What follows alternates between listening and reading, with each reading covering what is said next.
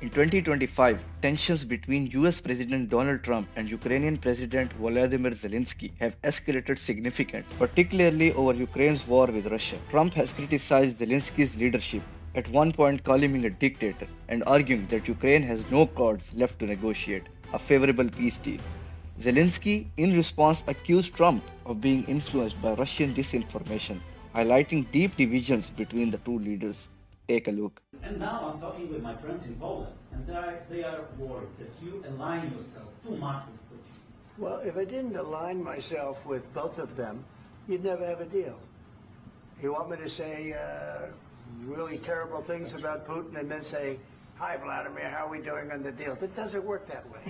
I'm not aligned with Putin. I'm not aligned with anybody. I'm aligned with the United States of America and for the good of the world. I'm aligned with the world. And I want to get this thing over with. You see the hatred he's got for Putin. It's very tough for me to make a deal with that kind of hate. He's got tremendous hatred. And I understand that, but I can tell you the other side isn't exactly in love with, him either. So it's not a question of alignment. I'm aligned with the world. I want to get the thing set. I'm aligned with Europe. I want to see if we can get this thing done. You want me to be tough? I could be tougher than any human being you've ever seen. I'd be so tough. But you're never going to get a deal that way. So that's the way it goes. About the kind of diplomacy that's going to end the destruction of your country. Yes, but if you Mr. President, with respect, I think it's disrespectful for you to come to the Oval Office and try to litigate this in front of the American media. Right now, you guys are going around and forcing conscripts to the front lines because you have manpower problems. You should be thanking the president for trying to bring an end to this conflict. Have you ever been to Ukraine? Did you say what problems? And do you think that it's respectful to come to the Oval Office of the United States of America and attack the administration that is trying to prevent the destruction of your country? First of all, during the war, everybody has problems. Even you, but you have nice ocean and don't feel now, but you will feel it in the future. God bless. You don't know that. God bless. You God bless. You will not have a war. Don't tell us what we're going to feel. We're trying to solve a problem. Don't tell us what we're going to feel. I'm not telling you. Because you're in no position to dictate that. That's exactly what Remember you're this. doing. You're in no position to dictate what we're going to feel. We're going to feel very you will good. Feel influence. We're going to feel very I'm good and telling very you, strong. You will feel influence. You're right now not in a very good position. You've allowed From yourself to be in a very bad position, and he happens to be right about it. From the very beginning of the war. You're not in a good position. You don't have the cards cards right now. With us, you start having not playing cards. Right now, you don't. I'm You're serious, playing cards. Mr. President. You're I'm playing very cards. serious. You're I'm gambling the with the president lives in of war. millions of people. You think- You're gambling with World War III. What do you You're think about? gambling with What do you World think War about? III. And what you're doing is very disrespectful to the country, this country. I'm That's with back all to you. respect to your Far country. more than a lot of people said I'm very they respect. should have. Have you said The war you He's can not speaking loudly. He's not speaking loudly. Your country's in big trouble. Can I Wait a answer? minute. No. Can You've I done a lot answer? of talking. Your country is in big trouble. I know. You're not I winning. know. You're not winning this.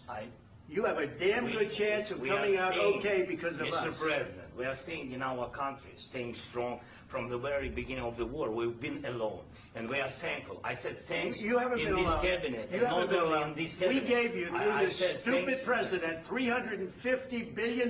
You voted we gave for you your military president. equipment, You and you voted men for are your brave, president. but they had to use our military. What about West If Indian? you didn't have You our invited military me- equipment, you invited if me you to didn't speak. have our military equipment, this war would have been over in 2 weeks. In 3 days, I heard it from Putin. In 3 days.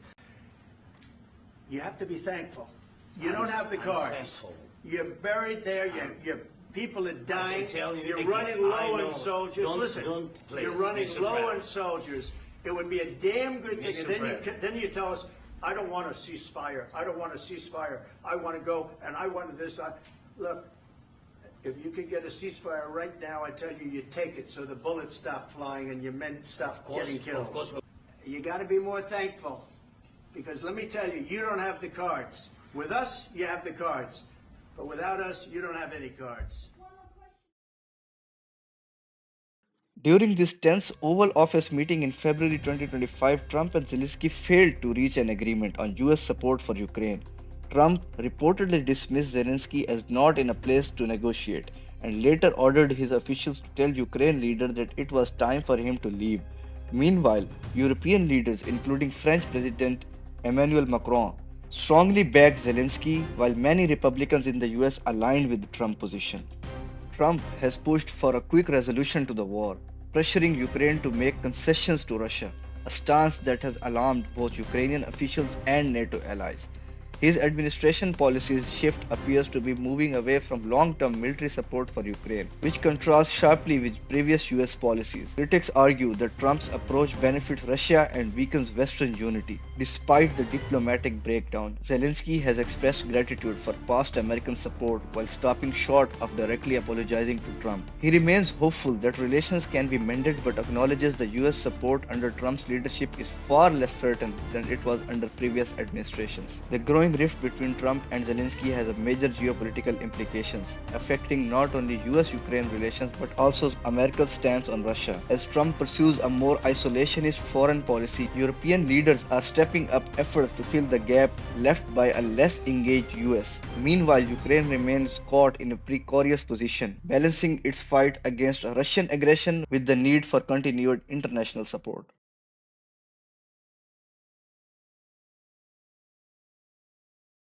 Donald Trump has often expressed admiration for Vladimir Putin and has taken positions that some critics say align too closely with Russian interests. However, whether he is aligning too much with Putin depends on your perspective.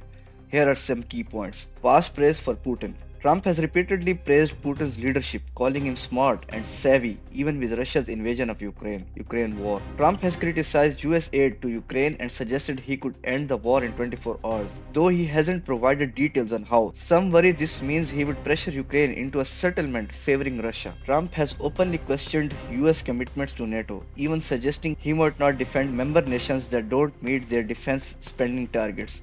This benefits Russia, which opposes NATO expansion. While there was no proven collusion in 2016, Trump's campaign had multiple contacts with Russian officials, and he has downplayed Russia's election interference. His defenders argue that he is pursuing an America First policy and avoiding unnecessary conflicts, while critics say he is undermining Western alliances and giving Putin too much influence.